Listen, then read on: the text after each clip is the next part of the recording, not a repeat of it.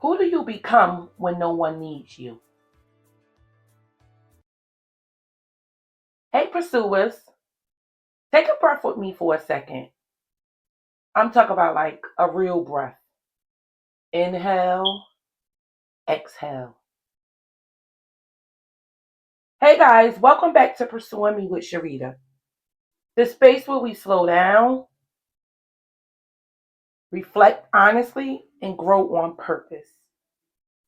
Today's conversation feels very personal. As I always say, all of my discussions, all of my conversations, all of my episodes are personal. The only way I can speak from my own personal experiences throughout my journey of life. Today's conversation is personal, not just reflective, but personal. Because this is something I've had to sit with myself. And the question is simple, but it's layered. It's layers to it. As they say, what is it, layers to it. Who do you become when no one needs you? Pause for a minute. Think about that. Not when your phone is ringing, not when someone needs advice, not when you're fixing, helping, organizing, holding it all together, but when it's quiet, when nobody is asking you to do anything, when no one is asking you for anything. Who are you? Because most people aren't able to tell who they really are without giving titles, right? I saw an episode, I think it was a podcast. I forget which podcast it was, but it was a young lady asked the lady, who was she? And she wasn't able to say it. Everything she described herself as, they were titles. Nothing was about herself. Everything was a title. If I'm being honest, for a long time, being needed felt like purpose. It felt like value. It felt like identity. I was the strong one. Don't nobody want to be strong in 2026. I know I'm not. The responsible one, the dependable one, and I wore it very well. I'm always the go to person when it comes to whatever. No one checks on me. No one, I guess they look at me like the strong one. But again, 2026, I ain't the strong one. I'm in my soft life right now. As they call it, the soft girl era. Maybe you did too. Maybe you wore it well too. Somewhere along the way, many of us learned that being valuable meant being useful. And I know that could come from like just, possibly being a parent. Because whether we know it or not, when we have children, we kind of don't have a choice when it comes to being needed. Like we don't really have a choice. But those babies grow up and become young adults or adolescents. However, we raise them to become independent or, dependent on themselves, but yet we still keep that part of that nurturing, that doing. We keep it there. So whether you know it or not, we keep it there, and we want to be needed. We want to be used. But as I sit and think about it, think back at it, it was for control because that's where you felt valuable at. Correct me if I'm wrong. Being the one who shows up no matter what. And sometimes that wasn't ego, it was survival. Maybe you had to grow up fast. Maybe you had to be emotionally mature early. Maybe people depended on you in ways you didn't even fully understand at the time. So you just adapted. I think I spoke about that in a previous episode. Sometimes you just adapt to things or a way of life that was brought upon you. You learn how to anticipate needs, how to read wounds, how to manage emotions, yours and everyone else's, how to keep things steady, and it worked. It kept people close, it kept you important, it kept you necessary. I just had that discussion with my sister maybe yesterday or the day prior with how, we kind of stayed close to situations and people because that's just how we was taught. It was longevity. Oh, we had this friendship for this long, or we've been cool for this long, so we just kind of kept that situation going. And once you stop putting out the effort, the situation is dead. Yes, it's dead. And that could go on with just about anything. You meet people, stay at work, and you become, you know, acquainted with, you become more of like a friend or whatever. But say for instance you leave that same place of work, like you guys not working together anymore. Sometimes the relationship stays strong amongst some, but sometimes others, once you leave that job, once you're not working together anymore, the relationship kind of go down. Like it kind of goes down, you know? But here's what I learned. When your worth is tied to being needed, rest feels uncomfortable. Stillness feels suspicious. And not being useful can feel like you're disappearing. I had to ask myself, if I'm not helping, who am I? That was true about 4 or 5 years ago when my child was getting ready to graduate. Matter of fact, I think it was a year before maybe she was a junior at the time, and it started to set in because I was on my personal development. I was on my personal development journey already, but when when she started to get into that 11th grade, when 11th grade like started, maybe say second, third semester, I was like, oh God, this is where I'm feeling like, what the hell am I doing with me? What am I going to do when she leaves? What am I going? And even with me thinking those things, I still didn't have a plan, right? I didn't have a plan because it didn't happen just yet at that time. But honey, when senior year came, all of the things occurred that, happens in 12th grade. You excited for all of this. And for me, we didn't get to like enjoy all of the things because it was during COVID. So I was I was hurt. She didn't care at all about the things. At least I think she didn't care. But I was hurt because all of those things I wanted to do, look, it was about me. Not even her. It was the title of the mother doing his prom, doing his graduation, doing all of the things. And I wasn't able to do those things because of COVID. But again, I don't want to get all the way off track because that's another discussion for another episode. But guys, I had to ask myself, if I'm not helping, who am I? If I'm not holding it down, who am I? If nobody needs me in a moment, do I feel valuable? That's a real question that I think everyone should ask. Whether you have children or you have someone in a household with you, your spouse, boyfriend, girlfriend, whatever. If you have someone in a home with you, or even friends that's so codependency, you need to ask yourself that real question. If nobody needs me in this moment, do I still feel valuable? Because some people like to be needed. Yes, we do supposed to be needed.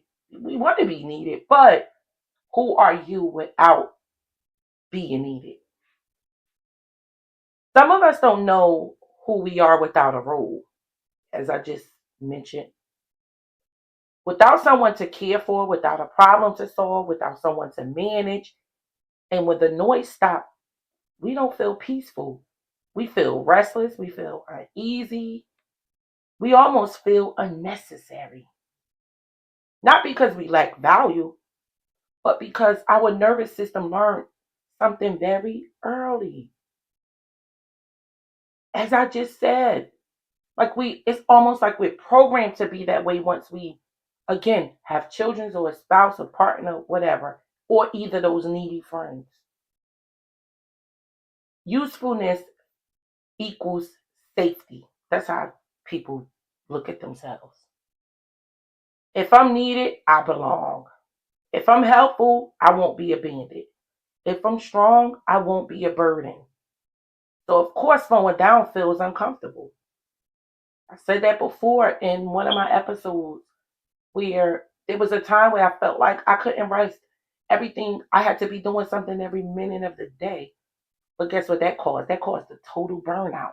A total burnout. Your body thinks it's losing position. But growth invites a new belief. What if your worth isn't about what you provide, but about who you are? What if you don't have to earn rest? What if you don't have to justify stillness? What if you are not allowed to exist without proving? What if you're allowed to exist without proving? There's a version of you that shows up when you're not rescuing, not overextending, not managing everyone's emotional temperature. Honey, it's almost to the point where, please, it's just me, myself, and probably Chat GPT, my podcast. Of course, I have my check-ins with my girls, but you can't keep overextending yourself for others when you not attending to you.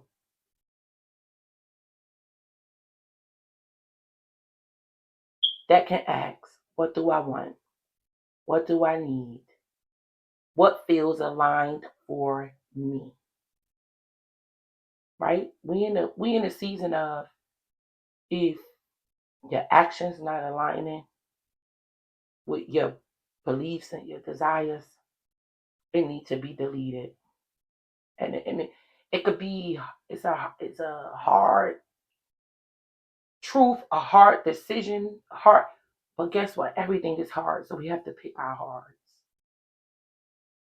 Guys, and meeting aversion can feel unfamiliar because when you're not needed, you're faced with yourself, your preferences, your boundaries, your desires, your truth, and that requires honesty. So let me ask you gently, who are you when no one needs you? Do you feel peace or do you feel anxious? Do you feel free or do you feel guilty? Do you feel valuable or do you feel invisible? And if you feel restless, what is that restlessness trying to teach you? Maybe the work isn't becoming more helpful. Maybe the work is becoming more whole. Maybe it's learning to enjoy your own company, to sit in a quiet room and not feel like you're missing something, to rest without explaining. I had that experience today. I actually made a date with my brother and cousins or whatever, and because we hook up for whatever. Don't threaten us with a good time. We always hook up. However, last night I felt like, oh, okay, tomorrow we'll, da-da-da, we're gonna do this, whatever, whatever.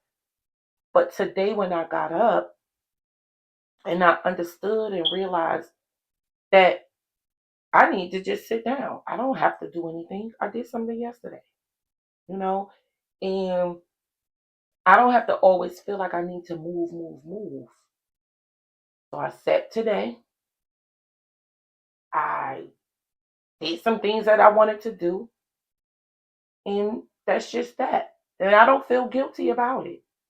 I sent them a message and said, We can rain check maybe tomorrow, maybe next week, whatever. And I'm fine with that. I don't feel bad about doing that because it was something that I wanted to do. I was doing something that I wanted to do, right? Maybe the work isn't becoming more helpful. Maybe the work isn't becoming more whole. Maybe it's learning to enjoy your own company, as I said, to sit quiet and not feel like you're missing something. So, guys, maybe letting your identity expand beyond the strong one, because you can be strong and soft, capable and supported, reliable and resting. You don't have to be needed to be loved. You don't have to be useful to be worthy. And you don't have to hold everything together to belong. Guys, this I shoot through these episodes because I get so excited, and because all of these episodes are personal. They are all of my experiences. I don't speak about anything that I am not experiencing currently, or that I have not already experienced, or that I'm not already working through now. So sometimes when I'm like speaking, I get like going, and you could sometimes hear the tone shift, or I probably repeat something that I already said. Like that happens. This is me being my authentic self. So I'm going to get personal, but I don't need to get all the way personal, with everything. But I am here being my authentic self. And I want you guys to be open to pursuing me with Sharita, because this is what we're doing. We're pursuing our next self. Like we pursuing the next version of ourselves. We pursuing the version after that. Like we're going to keep pursuing. And when I say pursue, because some people inquire, when I say pursuing is an ongoing thing. Look up the definition of pursuing, right? And we're going to keep on going. This journey don't stop until your breath is taken away from you. So, guys, if this episode touched something in you, I want you to sit with it, with just sit with it. Sit with it. Not as criticism, not as shame, but as awareness. Awareness is information. And information is power. What did they say? Knowledge is power? Yeah, information is power. I'm learning this in real time too. This season of my life has been teaching me how to sit still, how to not jump up immediately, how to let things be quiet without feeling the space. And it's uncomfortable sometimes, but it's freeing too. So this week, I want you to try something small. Give yourself one moment, just one moment where you don't perform, you don't fix, you don't offer, you just exist. And notice what comes up. That's where the work is. And if you're in a season where you're learning how to be, not just to do, just know you're not behind. You're becoming. You're becoming. And the work is working. And I'm really grateful you're becoming here with me. I'll see you next time, pursuers. And until then, stay intentional, stay honest, and keep pursuing. Peace.